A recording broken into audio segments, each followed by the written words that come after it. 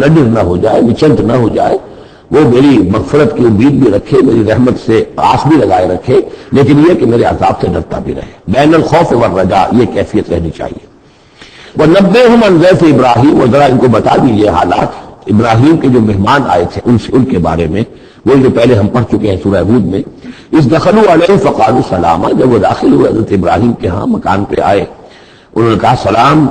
قال انا منکم وجلون، تو حضرت ابراہیم نے کہا کہ ہمیں تو تم سے کچھ خوف آ رہا ہے، آپ لوگ کون ہیں، ذرا اپنی آئیڈینٹی بتائیے۔ قالوا لا تعجل انا نبشرک بغلام علیم، انہوں نے کہا کہ نہیں ڈریے نہیں، ہم تو آپ کو ایک بڑے صاحب علم بیٹے کی بشارت دینے آئے ہیں۔ قال بشرتمونی علی ان مسنی الکبر فبم تبشرون، تو حضرت ابراہیم نے فرمایا کہ یہ کیا بشارت آپ مجھے دے رہے ہیں، اس کے باوجود، علی یہاں علی الرغم کے معنی میں، اس کے باوجود کہ مجھ پر بڑھاپا طاری ہو چکا ہے، تو ذرا سوچ سمجھ کے بشارت دیجیے، کوئی غلطی تو نہیں لگی ہے آپ کو۔ قالوا بشرناک بالحق، ان کا نہیں، ہم نے بشارت آپ کو دی ہے حق کے ساتھ، قطعی اور حقیقی بات ہے، شدنی امر ہے، یہ ہو کر رہنے والا ہے۔ فلا تکن من القانتین، تو اے ابراہیم آپ تو پھر نا امید لوگوں میں سے تو نہ ہو جائیے، مایوس نہ ہو جائیے۔ قال ومن یقنط من رحمت ربہ الا الضالون، تو حضرت ابراہیم نے کہا کہ ہاں یہ بات تو آپ صحیح کہہ رہے ہیں،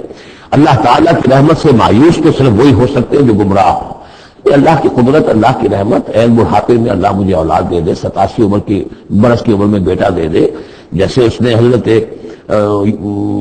یحییٰ کی والدہ کو، جو کہ بالکل باندھ رہی ساری عمر، اور حضرت زکریا جو ہیں بہت بوڑھے ہو چکے تھے، اسی طریقے سے معاملہ یہاں بھی ہوا ہے۔ قال فما خطبكم ايها المرسلون، اب انہوں نے پوچھا کہ اے فرشتادو، اے جو بھیجے گئے ہو، ایلچیو، تمہارا کیا معاملہ ہے، یعنی کس قدر جا رہے ہو، کیا قصد ہے، کیا ارادہ ہے۔ قالوا انا ارسلنا الى قوم مجرمین، ان کا کہ ہمیں بھیجا گیا ہے ایک مجرم قوم کی طرف، الا آل لوط، سوائے آل لوط، لوط کے گھر والوں کو، اس کے گھر والوں کو تو ہم بچا لیں گے، انا لمنجوہم اجمعین، ان سب کو ہم بچا لیں گے، نجات دیں گے، الا امرأتہ، اس میں بھی ایک استثناء ہے سوائے اس کی بیوی کے، قدرنا انہا لمن الغابرین، ہم نے یہ اندازہ کر لیا ہے، یہ اندازہ ہے کہ وہ جو ہے پیچھے رہنے والوں میں سے ہوگی۔ فلما جاء آل لوط المرسلون، تو جب یہ لوط کے گھر پہنچے یہ فرشتادے بھیجے ہوئے اللہ کی طرف سے ایلچی جو آئے تھے، قال انکم قوم منکرون، وہی بات حضرت لوط نے فرمائی کہ آپ لوگ کچھ اجنبی سے لوگ ہیں، میں آپ کو جانتا نہیں، آپ کون لوگ ہیں، کہاں سے تشریف لائے ہیں۔ قالوا بل جئناک بما كانوا فيه يمترون، ان کا نہیں بلکہ ہم تو وہ شے لے کر آئے ہیں آپ کے پاس جس کے بارے میں یہاں کے رہنے والوں کو شک تھا۔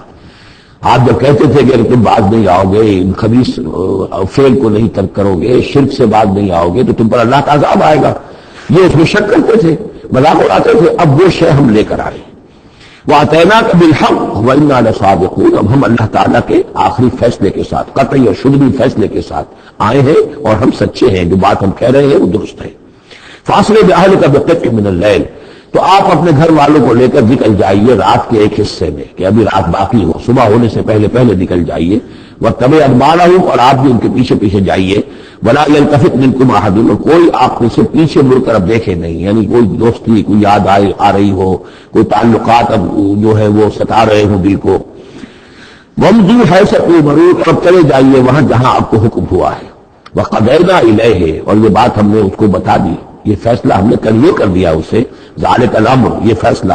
ان دابر ہؤلاء مقطوع مصبحین، کہ ان لوگوں کی جڑ صبح ہوتے ہی کاٹ دی جائے گی، یعنی یہ کہ اس پوری قوم کو تہس نہس کر دیا جائے گا، دونوں شہر جو ہیں نسیہ منسیہ کر دیے جائیں گے، یہاں کوئی ایک متنفس بھی نہیں بچے گا۔ وجاء اہل المدینہ یستبشرون، اور اب آئے لوگ، وہ دوڑے ہوئے بدماش لوگ جو ہیں وہ خوشیاں مناتے ہوئے آئے کہ بڑے خوبصورت لڑکے جو ہیں آج مہمان ہو کر آئے ہیں لوط کے ہاں، تو ہمارے لیے بڑا اچھا موقع ہے۔ قال ان هؤلاء ضیفی فلا تفضحون، حضرت لوط نے ان سے کہا یہ دیکھو میرے مہمان ہیں، مجھے رسوا نہ کرو، واتقوا اللہ ولا تخزون، اللہ کا تقوی اختیار کرو اور میری بے آبروئی مت کرو۔ قالوا اولم ننهک عن العالمین، انہوں نے کہا کہ دیکھو لوط،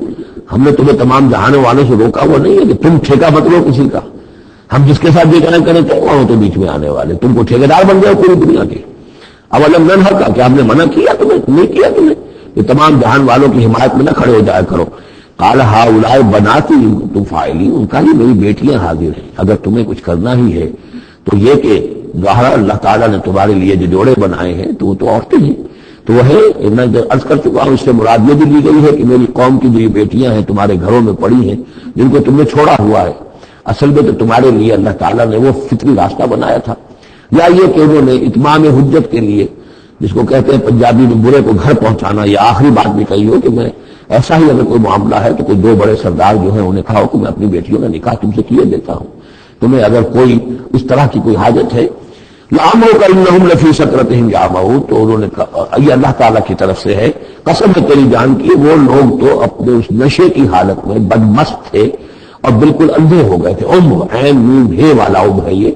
دل کے اندھے ہو چکے تھے۔ فَأَخَذَتْهُمُ الصَّيْحَةُ مُشْرِقِينَ، تو پھر انہیں آ پکڑا ایک چنگھاڑ میں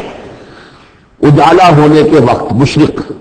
یہ مشرق نہیں ہے، مشرق ہے، مشرق ہے اجالے کی جگہ، صبح جہاں سے نکلتی ہے وہ مشرق ہے، شرق کے معنی جو ہے اصل میں وہ روشنی ہے،